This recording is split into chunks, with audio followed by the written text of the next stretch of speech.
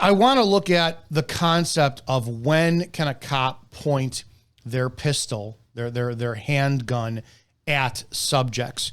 I want to talk about the 4 firearm safety rules that differ from agency to agency. The NRA may have one, another one may have one, a state agency may have one.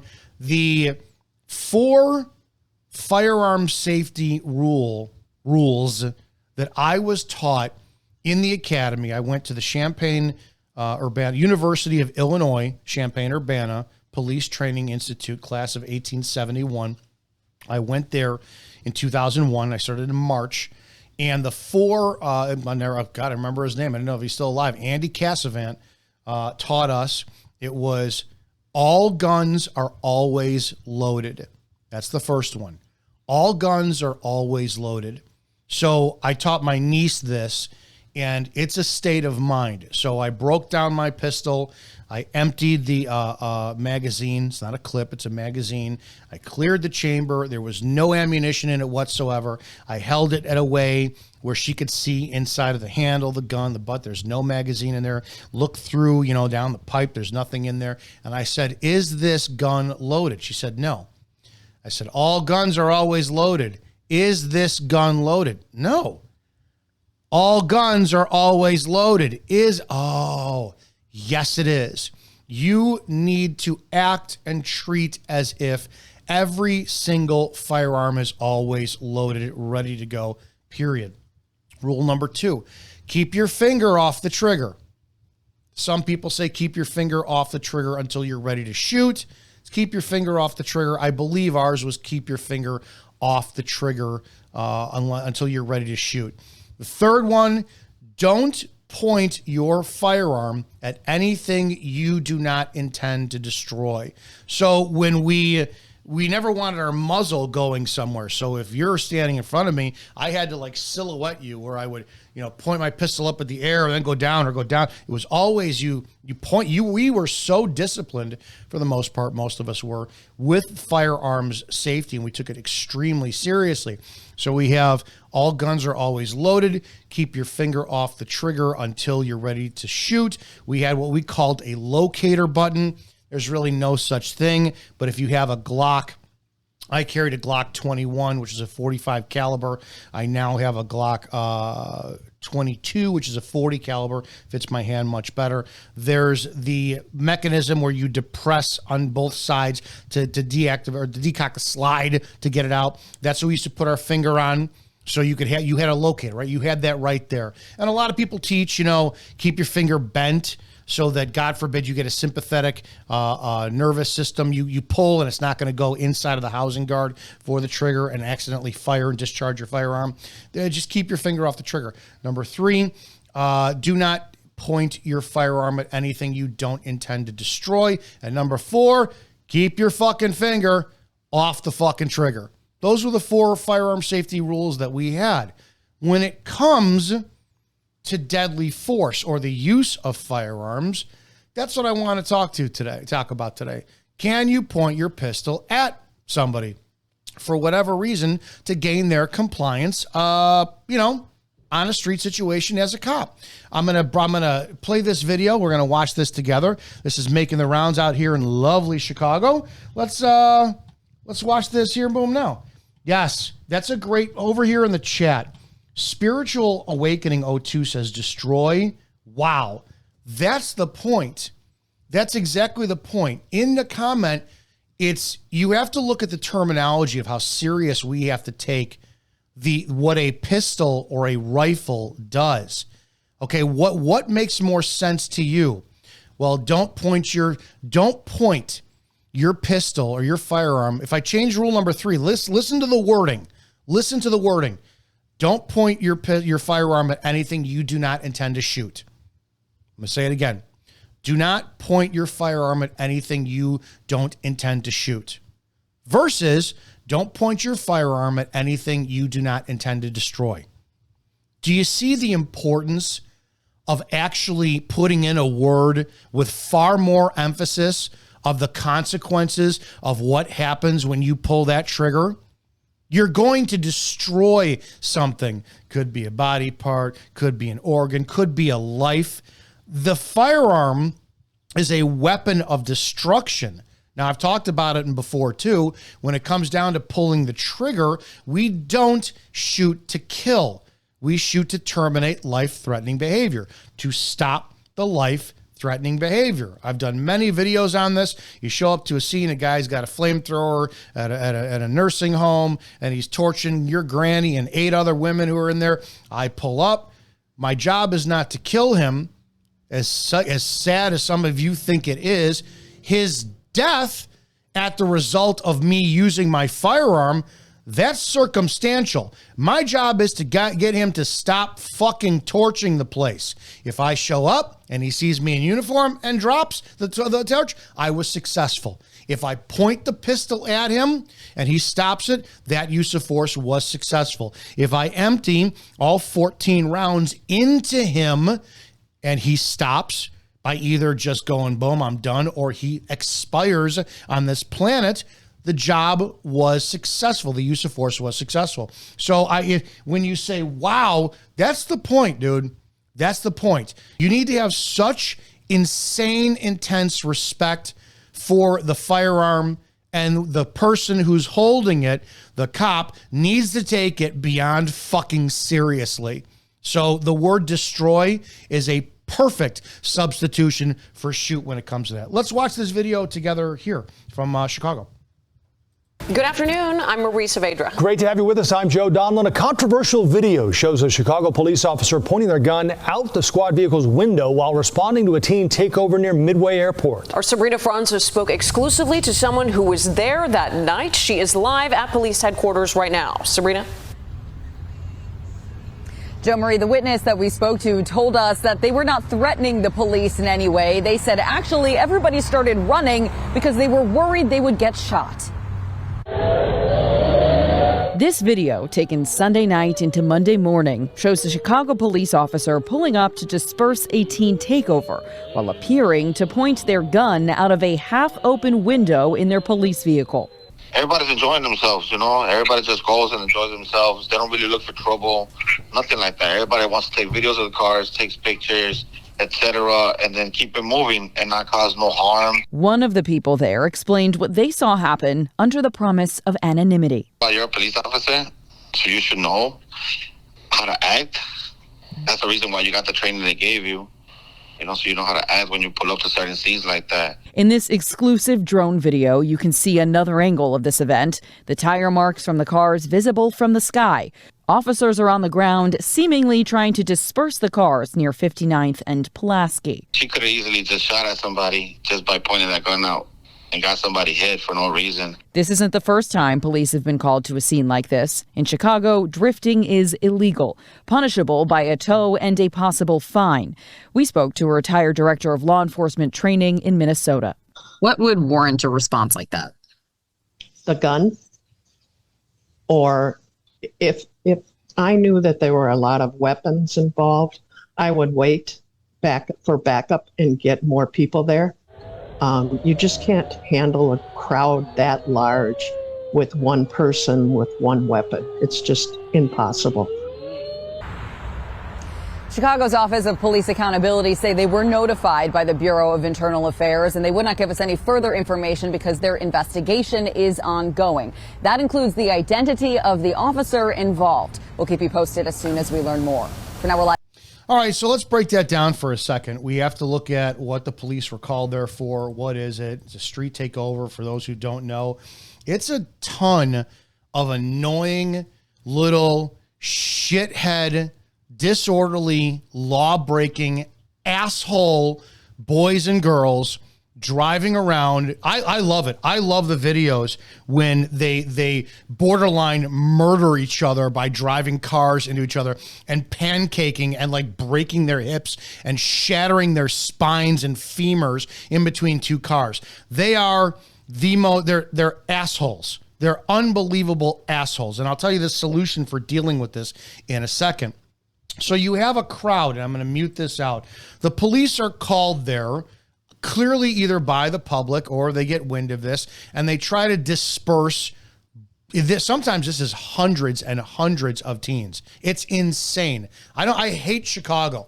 I'm 20 minutes outside it, and I try to avoid it every possible chance I get. Some of you do have an easier thing for this, seeing if you have it in your city, is when you see Mexican Independence Day. Out here in Chicago, we have cars upon cars upon cars because we have an incredibly dense Hispanic population that will drive around, take over the streets with their Mexican flags hanging out, and they'll do it all day and all night. Okay, you're showing your pride for a city that allows you to do it, is what it is. And then, some of you shit on this country for allowing you to do it, but that's a different story entirely. You're talking about it is unsafe. It is dangerous. They do a lot of stunt driving. They scuff up the streets with their tires. Out here in the suburbs, we started getting rashes of people who were doing it in the middle of the night in the intersection. And we'd wake up, you go out to get your morning coffee, and there's like a figure 8 tire burning marks in the middle of a busy intersection. It's like, all right, what does that do? Criminal damage. You could label it criminal damage to property, but it's a street. Right. And the taxpayer money is going to come over to, asphalt over it and all that shit. It's annoying. It's an inconvenience. It still is criminal. You could argue that it's an unlawful gathering. You can argue they don't have their permits. Whatever it is. Does it warrant force? You have to start looking at that as a breakdown. What they talked about in this video, and the guy on the phone who, he's an idiot too. He wants to call in and act all innocent for what happened. No, dude, you're at fault for this. You wanted police attention. You got police attention. The problem and the conundrum is our liberal state's attorneys do not prosecute criminals. They just don't. In Lake County, Cook County, I don't know how DuPage or Will is, but the Chicago area is infamous for not friggin' prosecuting. They just don't. These people know they're going to get an I-bond. Nothing ever happens. So you're going to get a frustration from the people, the citizens. And this is how you shitbag citizens are really the root of all this problem. Because you want the cops to wind up doing their job, while at the same time, you think it's so harsh when they do their job. The comment section of these videos is hilarious because you get a lot of people out there saying, well, I have no problem with what they did. No problem with what they did. And I put a post up on Twitter today comparing, it blows me away how conservatives who support the police scream outrage at Lieutenant Byrd, Michael Byrd from Washington, D.C., who shot and killed Ashley Babbitt when he shot a single round into a mob. They're outraged over that. But when it comes down to this, they're like, no. Yeah, man, and those cops should show their guns more often. They should point them at people. They should fire. We're going to get to the difference between pointing them and then ultimately pulling the trigger. So what we have to look at is use of force. Is this a warrant for use of force, deadly use of force? Not even mother effing close. No way whatsoever. If you look at this tactics, it's no joke, and I would say this to their face. Chicago police have been downgraded to glorified security guards. That's what they are. They can't do their job. State attorney won't let them. Supervisors are their shit. Their training is shit. You get a lot of just candidates who just, oh my God, they're so subpar. I've said it for years. A lot. Go to Chicago and look at the cops there. Look how many are disheveled, out of shape, shitty, wrinkled uniforms that are just completely not tailored. Look how many sleep in their car, smoke in their car. The squads are dirty. And then we're going to talk about the volume of what they have to do versus taking their profession seriously. I fucking get it. When you start, when you walk on and you're dismissed from roll call and it is non-stop, answering call, calls are waiting, stacking up for hours, the overtime, you can't be the police. You can't. As a suburb cop, I was lucky as hell. We got all the shit that Milwaukee and Chicago chased out. We took the necessary time to do the investigation, respond to the call, do everything else. Chicago can't. They're humping. They're backlogged in a town of 2.7 that we know of, 2.7 million people. So let's say it's got 3.5 million that are undocumented within that. They're looking at some of the worst, heinous. They're throwing Band-Aids on shit and just completely letting it spill over. They've got a horrible close rate, solve rate, arrest rate when it comes down to the crimes they have there. We know shooting violence is out of control. We have a socialist mayor in Brandon. He's a self-admitted socialist mayor in Brandon Johnson. Everything with Chicago is poor black people. Oh, black people, white people are the problem. The cops are vilified like crazy. So I do defend them in some aspect of it, but you're also more likely to fucking get run over by somebody who's driving a CPD squad, not even lights and sirens. They don't care about other people. Their attitude is shit. I've pulled over 2 Chicago police officers in my career who went speeding through my town. They don't fucking care. You got their, or by the time you walk up the car, they got their badge out in the window. And I'm like, I don't give a shit. Give me your license and insurance. They look down on suburban cops.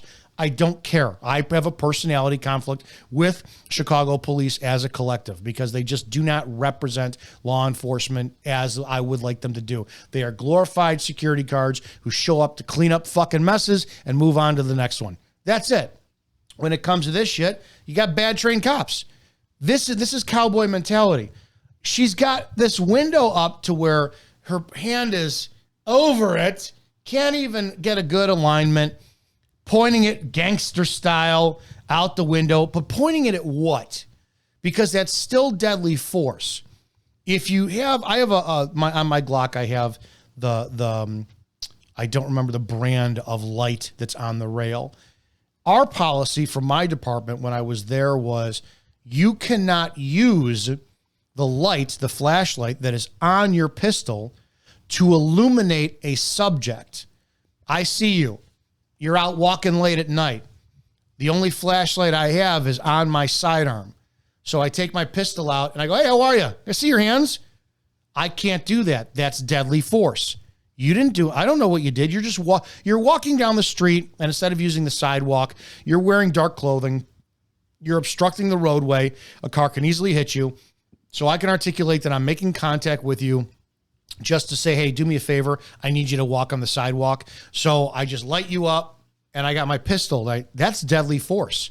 You can't do that. So what is she thinking that's going to do? If you have a bunch of people now running from the scene and somebody trips and 50 people step all over her and crush her to death, whose fault is that? We got to argue, is that the mob's fault for unlawfully gathering and being a nuisance and causing a problem? Or is the cop at fault for causing a disturbance and a panic by pointing a pistol at a bunch of didn't do nothings, right? Where are we going here? You can't, remember rule number 3, don't point your firearm at anything you don't intend to destroy. What's she going to do? Well, let's just say for argument's sake, she's frustrated. She's pissed. State's attorney doesn't prosecute jack shit. She's driving the paddy wagon. She doesn't want to be in the paddy wagon. She hates her fucking partner. She's married at home. Husband's been doing whatever. She got a bunch of snot-nosed kids. She's having a real bad fucking day. So she's going to take it out on all these little shithead teens who are doing the street takeover because the public is all up their ass because the cops don't do anything. They don't do anything. And now the street takeover is like all this shit. So what happens if she hits a bump or the driver hits a bump? Pothole. That Chicago's infamous for. You hit the pothole, she's got her finger loosely on the trigger, and then based on the way she's holding it here, she just lets off a round, man. She lets off that round. Hey, look at the way she points. This is great. Look at that thing. It's just right up. Yeah, she fires off a round and hits somebody. Now the mob is all pissed off, and they start attacking the shit out of the cops. And all of a sudden, the fucking cops have to use deadly force on them. Do you see how everybody, we should point them at him. I have no problem with what the police did. I hope it happens to you. I do. It is always my biggest wish that anybody who supports law enforcement and the unethical thug mentality that they use whatever force is necessary to clean shit up that you just don't fucking like, I hope it happens to your mother. I really do. I'm not kidding. I'm 100% dead serious with this. Anybody who is like, well, Derek Chauvin, George Floyd, I always use him as a reference. George Floyd held a pregnant woman at gunpoint to her stomach, and he deserved what happened. Awesome. I hope your mother gets ripped out of her car and is knelt on, shoulder area is fine, for 9 fucking minutes in handcuffs. I really do. I hope your mom is out shopping and she's with a bunch of old seniors, and they're taking up too many parking spaces, and they're obstructing traffic with their shopping carts because they just got out of Hobby Lobby, right? And they got their baskets of yarn and their knitting needles, and they are so fucking soaked. They can't wait to go knit the shit out of oven mitts and bad hats and sweaters because winter's coming up. They're going to get you a gift, and somebody calls 911, and they're not dispersing. They got free speech. And the cops show up, ladies, got to get out of here. Fuck you, pigs. They can say, and some cop points a pistol at your mom. I hope it happens. I hope your mom is holding a pot of boiling water. And if you think that, wait a second, boiling water, you throw that on somebody, dude, you can severely burn them or blind them or disfigure them. I hope your mother gets shot in the face for holding a pot of boiling water. Everything that you do your best. And I see the comments all the time. Somebody, the next video I'm going to play was one of them. Well, it could have been handled better on both sides. No. The higher standard will always be on the police. No ifs, ands, or buts. No ifs, ands, or buts. You enter into a profession where the level of expectation of your excellence, it's unmatched. It's unmatched. You don't want a slovenly, slobby, drunk, out of shape, uneducated doctor performing brain surgery on your loved one, do you?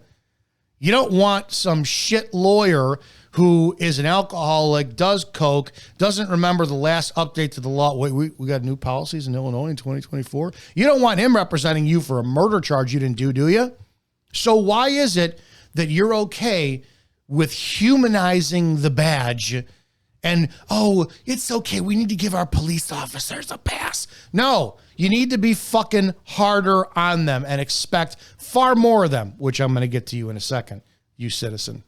I'm going to. Bad use of force, can't justify it whatsoever. And this is learned behavior. She learned this from somebody. Very simple. She learned this from somebody in her department. It's what they do. And God only knows what these cops get away with on every department in the world, in the country, when the camera's not on them, right? So you have to think about it that way. Now, how you solve this problem? Dude, police, all you cops out there, what is wrong with you? Do you know how to stop all this shit right now until you're appreciated? Until command staff remembers that, man, they're there to serve you, until the state's attorney gets their head out of their ass and they start prosecuting, until jails are full, all this shit. Stop doing your fucking job. Stop. Are you kidding me? If this was, the citizens who are in these towns, and this is near Midway, so this could have been by Cicero, right? And Cicero is his own town. It's his own city. You take the people from this district, stop working. Stop. Dude, show up. You know, you get 20 calls for street takeover. Show up, blast the horn, siren, sit in your car. Just blast that siren. That's all you got to do. Don't do shit. Don't get out of the car. Don't try to advance. What are you going to do? You going to take people into custody, tow their car, all this shit? Well, then you're going to get vilified for roughing up little Johnny. And Johnny's going to be shown in the news in his cap and gown picture because he's a fucking saint.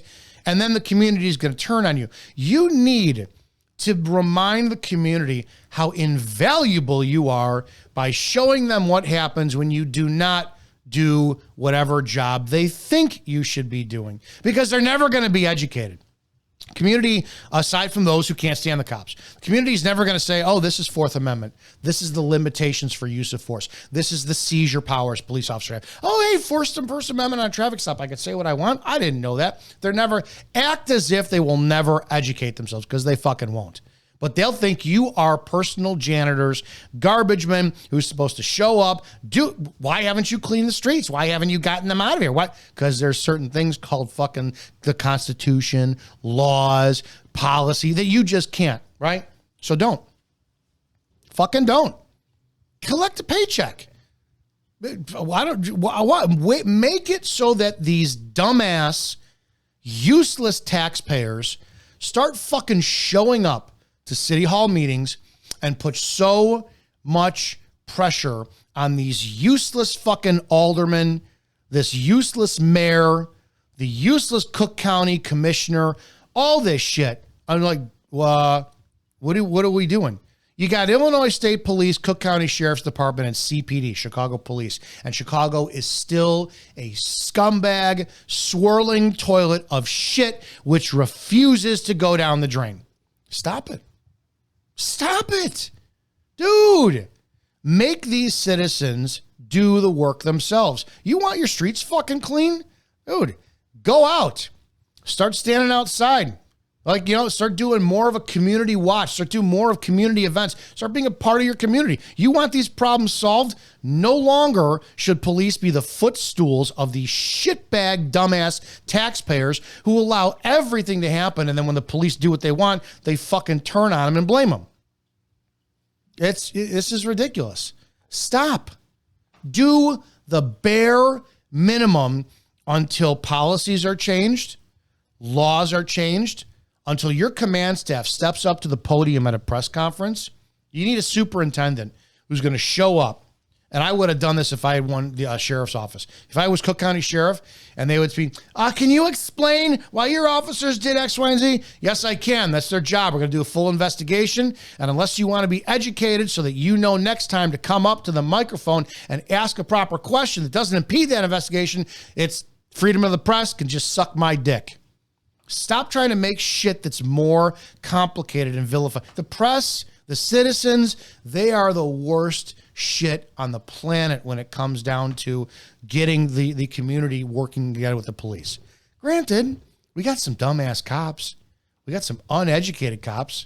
We got some cops who don't know what the fuck the job is, and they're making it worse. But for right now, if I were a police officer still today, I was in this area, I'd be sitting in my squad going over the law.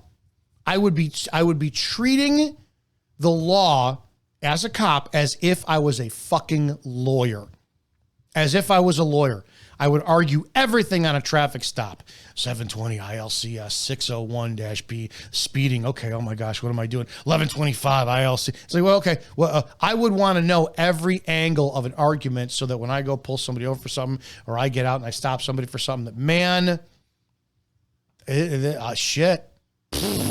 Nothing you could do.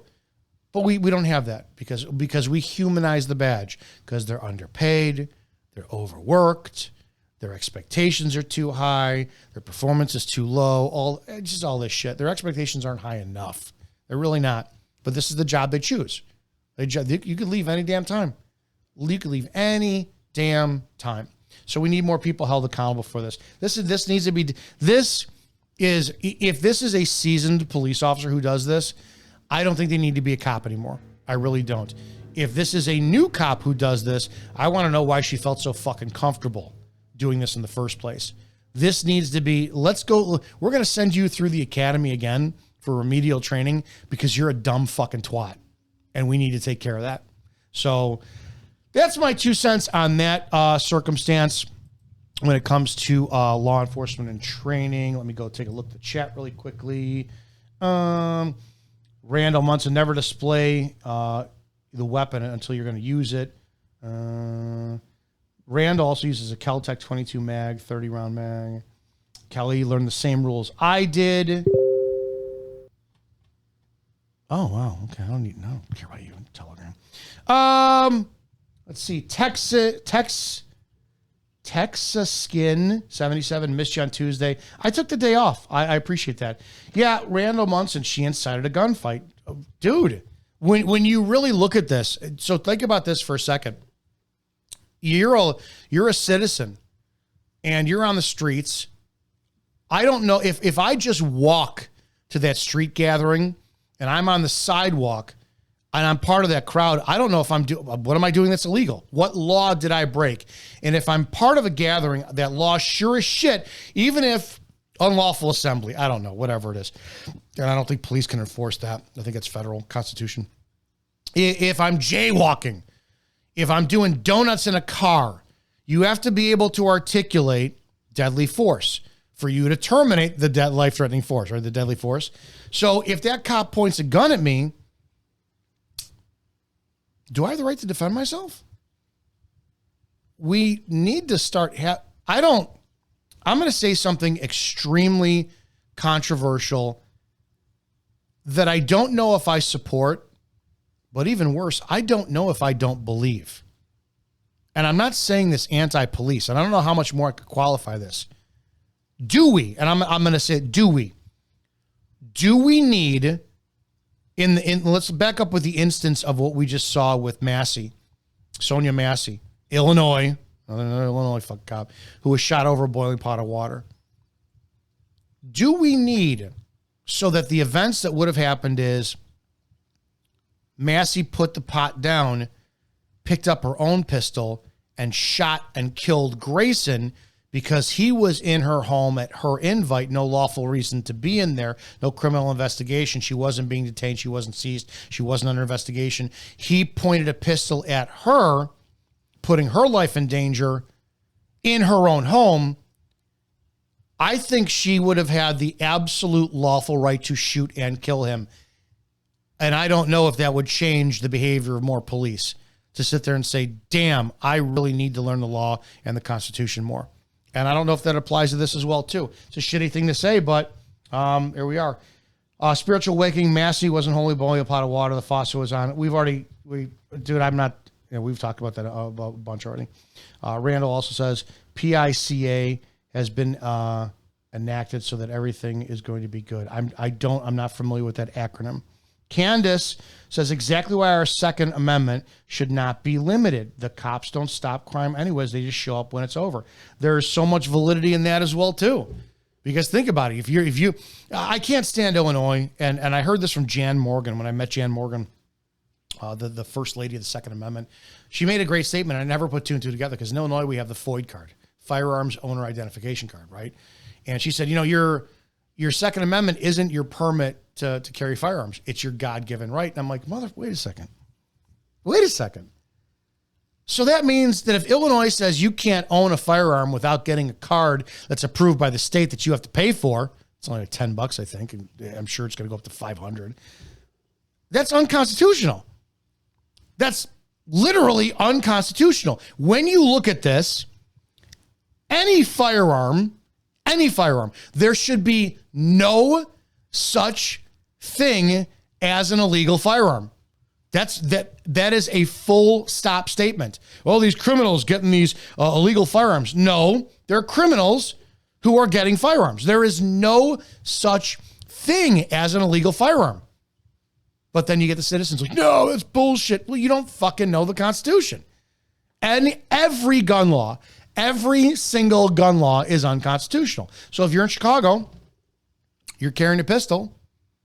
Well, I don't even know. You can conceal and carry all this shit, and the cop points a pistol out the window, and you shoot and kill that cop because they're pointing a pistol at you unlawfully. That's an unlawful seizure violating your constitutional right. You have every right to defend yourself.